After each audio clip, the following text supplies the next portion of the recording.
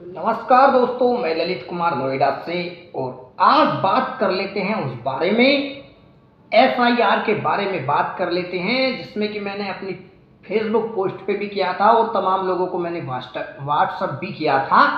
कुछ लोग उसको लेकर कंफ्यूज हैं, कुछ लोगों को जानकारी नहीं है। आज पूरी जानकारी इस वीडियो में देंगे, लेकिन आपको वीडियो पूरा देखना पड़ेगा दोस्तों।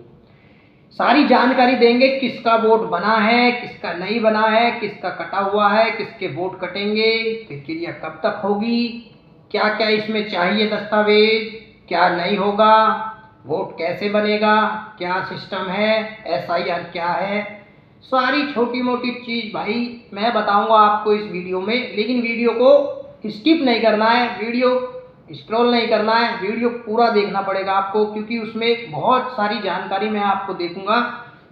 और आप जब तक अपने वोट के लिए जागरूक नहीं होंगे, आप जब तक अपनी वोट की वैल्यू, वोट की कीमत नहीं जानेंगे, आप कभी भी सरकार का हिस्सा नहीं बन सकते, क्योंकि वोट की बहुत बड़ी ताकत होती है और आपको अपनी वोट को सुरक्षित रखना चाहिए। इस वजह से हम आपको ये बता रहे हैं, क्योंकि वोट की बहुत बड़ी ताकत होती है लोकतंत्र में, और एक वोट से बहुत कुछ बदल जाता है और एक वोट की कीमत भी बहुत ज़्यादा होती है। लेकिन कुछ लोग ये सोचते हैं कि अरे हम कहाँ वोट डालेंगे, हम तो वहाँ रहते हैं, या फिर हम तो फलाना, हम तो ठिकाना, यार छोड़ो पर है, एक वोट है, रहने दो, नहीं जीत रहा कोई, ये नहीं वो नहीं। लेकिन भाई अपनी वोट को सुरक्षित करो, क्योंकि ये बहुत बड़ी ताकत होती है आपके लिए। और आज हम इसी बारे में बताएंगे, जो आपको कन्फ्यूजन है उसको दूर करेंगे। एसआईआर क्या चीज़ है उसके बारे में आपको बताएंगे, जैसा कि हमने भी पढ़ा है या हमने थोड़ी एक डिटेल तैयार की है आपको बताने के लिए। तो वीडियो लंबा हो सकता है, 9-10 मिनट का भी हो सकता है, समय लगेगा। तो आइए हम बात करते हैं एसआईआर के बारे में। तो भाई मैं आपको पहले बता देता हूं कि एसआईआर का जो मतलब है वो है विशेष गहन पुनरीक्षण। तो इसको हम इंग्लिश में कह सकते हैं स्पेशल इंटरसिव रिवीजन। तो इसमें होता है क्या कि ये जो है 2002 से 2004 में ये पहले भी हुआ था। इसमें कुछ राज्य पहले चरण में लिए जाते हैं, कुछ राज्य दूसरे चरण में लिए जाते हैं, कुछ राज्य तीसरे चरण में लिए जाते हैं, जिसमें कि कुछ समय बाद 10, 15 या 20 साल बाद इसमें होता है ये कि जो दोबारा से सबकी वोटों को जांचा जाता है, किसकी वोट सही है, किसकी गलत है, कहीं फ्रॉड वोट तो नहीं है, कहीं डबल वोट तो नहीं है, कहीं कोई मर गया है उसकी भी वोट है, कहीं कोई लापता हो गया है उसकी भी वोट है। तो उससे बहुत सारी वोटें इकट्ठी हो जाती हैं। तो इसमें चुनाव आयोग कंफ्यूज हो जाता है कि भाई इतनी सारी वोटें हैं लेकिन डल नहीं पाती हैं। वोट तो हैं 50 करोड़, 51 करोड़, 20 करोड़, 30 करोड़, लेकिन डलती हैं 10 करोड़, 5 करोड़, 25 करोड़, आधी वोट डलती है। तो आधी वोट जाती कहाँ है कहाँ आधी वोट। तो इसमें बहुत सारी वोट होती हैं। तो एक तरीके से समझो कि जो मृतक लोग हैं उनकी भी वोट इसमें रहती है। तो वो एक तरीके से बहुत सारा कचरा हो जाता है कि डबल वोट होती है किसी की, फिर मरे हुए लोगों की, फिर लापता लोगों की, और जो कुछ फ्रॉड वोट हो जाती हैं, जैसे कि बाहर से विदेश से आए हुए लोग, जैसे कि बांग्लादेशी, म्यांमार और तमाम अन्य बाहरी लोग जो होते हैं राज्यों से, देशों से जो आते हैं, उनकी भी वोट बन जाती हैं। कहीं कहीं राज्य जो जिनकी सीमा इन देशों से लगती है, तो वहाँ पर चुनाव आयोग को घपला होने की उम्मीद लगी है। तो ये 15-20 साल में एक बार फिर से कराया जाता है, नई तरीके से वोट बनती है, नई तरीके से सब कुछ होता है। तो इसमें आपको बता दूं कि ये 27 अक्टूबर को ये ऐलान हो गया था कि इसमें ये सब काम होगा। एसआईआर 10-12 राज्यों में होगी, और जो वो उसकी प्रक्रिया भी चल रही है। पहले बिहार में हुई थी, और अब बिहार में तो इलेक्शन चल रहा है दोस्तों, वहाँ तो इस प्रक्रिया पूरी कर ली गई है। लेकिन अब उत्तर प्रदेश सहित 10-12 राज्यों में हो रही है, और इसमें 4 नवंबर से 4 दिसंबर तक होगी। घबराने की कोई बात नहीं है। बीएलओ तुम्हारे घर 3 बार आएंगी। अगर 3 बार में आप बीएलओ से नहीं मिल पाते हैं, तो या तो अपना फॉर्म भरकर स्कूल में जमा करें, स्थानीय स्कूल में जो सरकारी होता है, या जहाँ पर भी बीएलओ बैठती हैं वहाँ जमा करना पड़ेगा। अगर नहीं कर पाए तो समझो आपका वोट कट गया, फिनिश हो गया, आप वोट नहीं डाल पाओगे, क्योंकि इसमें आपकी गलती होगी, बीएलओ की कोई गलती नहीं है। वो 3 बार आएंगी, सरकार का आदेश है कि 3 बार बीएलओ जाएंगी। आपको बता देते आगे क्या होता है इसमें, और कि क्या क्या दस्तावेज चाहिए। हम आपको बता देते कि यह प्रक्रिया जो है इसको पूरी राज्यों 12 राज्यों में इसको लागू किया गया है। फिलहाल हम आपको बताते हैं कि इसमें उत्तर प्रदेश है, मध्य प्रदेश है, राजस्थान है, गुजरात है, गोवा है, केरल है, अंडमान निकोबार, लक्षद्वीप, छत्तीसगढ़, तमिलनाडु, बंगाल, पांडुचेरी समेत 12 राज्यों में ये प्रक्रिया लागू हो गई है 4 नवंबर से, और ये 1 महीने चलेगी 4 दिसंबर तक। और इसका जो पब्लिकेशन होगा, जो लिस्ट आएगी आपकी वोट की, वो आएगी 2026 के फरवरी में।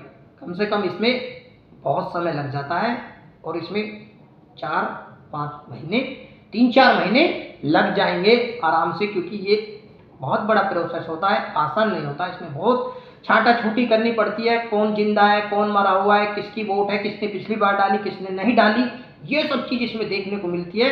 तो आपको और आगे की बात बता देते हैं कि दोस्तों ये बनाई जा रही है नई वोटर लिस्ट बनेगी।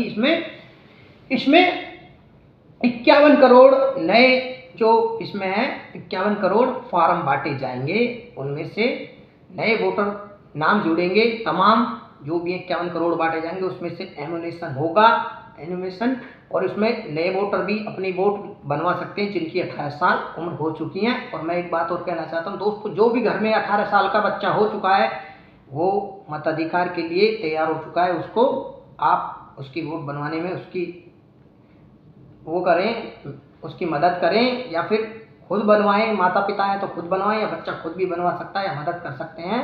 और पुरानी की जगह नई वोटर लिस्ट बनेगी, और 4 महीने लग जाएंगे, और 51 करोड़ लोगों के लिए तैयार किया गया फॉर्म बटेंगे। इसमें आपको मैं बता दूं कि इसमें तमाम इसमें जो है तमाम इसमें दस्तावेज चाहिए, कम से कम 13 तरह के इसमें दस्तावेज चाहिए। और इसमें असम को आप ले लेते हैं तो असम इसमें शामिल नहीं है, अभी फिलहाल असम राज्य इसमें शामिल नहीं है, ये 12 राज्यों में होगी। और यहाँ पर बिहार में ये पहले हो चुकी है, इसमें 7.42 करोड़ लोग वाली अंतिम सूची बिहार में जारी कर दी थी, क्योंकि इसी बिहार में जब ये बिहार में हो रहा था तो बिहार में बहुत बवाल मच रहा था, तो बहुत विरोध हो रहा था इसका। तो भाई इसमें विरोध वाली कोई बात नहीं है, अगर कोई गलत है तो गलत है और सही है तो सही है इसमें। तो इसी में 2002 और 2004 के बीच में ये पहले भी हुआ था एक बार, ये कोई नई बात नहीं है। और इसमें 13 दस्तावेज वो होंगे जिसमें कि हम आपको बताने जा रहे हैं कि इसमें क्या क्या जरूरत पड़ सकती है आपको। 13 दस्तावेज में से केंद्र या राज्य का पेंशन कार्ड होना चाहिए आपके पास, उसके बिना भी हो सकता है अगर और अन्य कागज होंगे तो। 1857 की क्रांति जो हुई थी आज़ादी से पहले, 1857 से पहले का प्रमाण पत्र होना चाहिए, जन्म प्रमाण पत्र होना चाहिए, पासपोर्ट होना चाहिए, किसी भी शैक्षणिक संस्था से आपके पास हाई स्कूल का board, high school intermediate board का और विश्वविद्यालय का आपके पास प्रमाण पत्र होना चाहिए, निवास प्रमाण पत्र होना चाहिए, वन अधिकार प्रमाण पत्र होना चाहिए। जी हाँ दोस्तों, जाति प्रमाण पत्र होना चाहिए। यदि आपके पास कोई भी जाति प्रमाण पत्र होता है, जो जिसको जाति प्रमाण पत्र बनता है जिन जातियों का, उनके पास जाति प्रमाण पत्र होना चाहिए। एनआरसी भी होना चाहिए इसमें, राष्ट्रीय नागरिक रजिस्टर प्रमाण पत्र, जहाँ यह लागू है वो भी इसमें चाहिए दोस्तों। फैमिली रजिस्टर प्रमाण पत्र भी चाहिए इसमें, और इसमें जन्म प्रमाण पत्र भी चाहिए। एक बात और है, और इसमें भूमि या मकान नंबर से संबंधित भी प्रमाण पत्र चाहिए, जिसमें आपके नाम भूमि या मकान नाम हो, वो भी उसमें चाहिए। आधार कार्ड से भी संबंधित इसमें एनरोलमेंट नंबर और आधार कार्ड नंबर भी इसमें चाहिए। इसके अलावा बिहार SIR का दस्तावेज वो बिहार वालों के लिए, ये अगर हम यूपी में रहेंगे तो उसका यूपी में ये दस्तावेज चाहिए।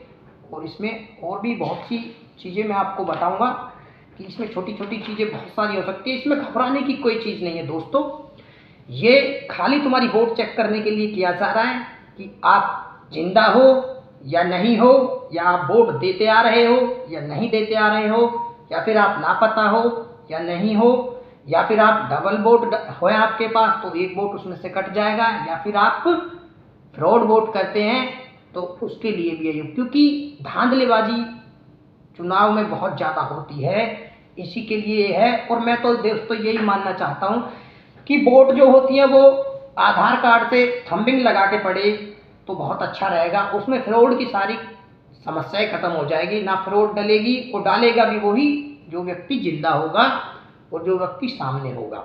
उसमें बहुत ज़्यादा धांधलेबाजी बच जाएगी वोटों में, तो ये सब चीज़ नहीं हो पाएगी। 91 करोड़ फॉर्म बटेंगे, सबको याद दिला देता हूँ। 3 बार BLO आएंगी, 3 बार में अगर घर नहीं मिलते हो तो वोट खत्म, कोई वोट नहीं डाल पाएगा। इसलिए अपनी वोट को सुरक्षित करें, अपनी वोट का ध्यान रखें और जागरूक नागरिक की पहचान बनाएं, जागरूकता दिखाएं, क्योंकि आपको जागरूक होना पड़ेगा अपने वोट के प्रति। तो ये 4 नवंबर से 4 दिसंबर तक ये प्रक्रिया चलेगी। इसके बीच आप या तो सरकारी स्कूल में जमा कर सकते हैं फॉर्म लेके, या फिर आपके घर आएंगी BLO, या फिर आप जैसे भी हैं आपके यहाँ BLO से संपर्क कर सकते हैं और ये काम कर सकते हैं। लिस्ट जो तैयार होगी वो 2026 में फरवरी में तैयार होगी, पब्लिकेशन होगी 7 फरवरी के आसपास का पब्लिकेशन होगा इसका। तो भाई यही जानकारी थी, घबराने की कोई बात नहीं है। SIR कोई बड़ी चीज़ नहीं है। अगर आप सही हैं, अगर आपका वोट है तो आपको घबराने की जरूरत नहीं है। घबराएंगे वो लोग जो फ्रॉड वोट कराते हैं, जो कार्यकर्ता लोग हैं, जो नेता लोग हैं, कुछ जो फ्रॉड वोट डलवाते हैं या फ्रॉड वोट जिन्होंने बनवा रखे हैं, वो लोग घबराएंगे। और ये सही भी है, बहुत सारा कचरा इकट्ठा हो जाता है कभी कभी, जैसे कि कुछ मृतक लोग हो जाते हैं, उनकी भी वोट बन जाती है, डबल वोट बन जाती है, फ्रॉड वोट बन जाती है। तमाम किराएदारों की वोट बनवा देते हैं। शहरों में लोग अपने मकान में जिनके किराएदार रहते हैं उन किराएदारों की वोट बनवा देते हैं अपने पक्ष में। तो ये सब धांधलेबाजी वाक्य में खत्म होनी चाहिए। और मेरा मानना तो यह है कि आधार कार्ड से थंबिंग लगा के वोट डले, स्कैन होगा तो वोट उसी का, वरना तुम अपने घर जा सकते हो, कहानी खत्म। तो दोस्तों बस यही है कि पूरा वीडियो देखिए, अगर तभी समझ में आएगा। SIR से घबराने की जरूरत नहीं है। मैंने काफ़ी पोस्ट किए हैं, उनमें मैं और पोस्ट करूँगा, सारी डिटेल दूंगा, लिखकर पोस्ट करूँगा, उसमें सारी डिटेल दूंगा और लाइव में फिर से बताऊँगा यही चीज़ अभी आने थोड़ी देर बाद।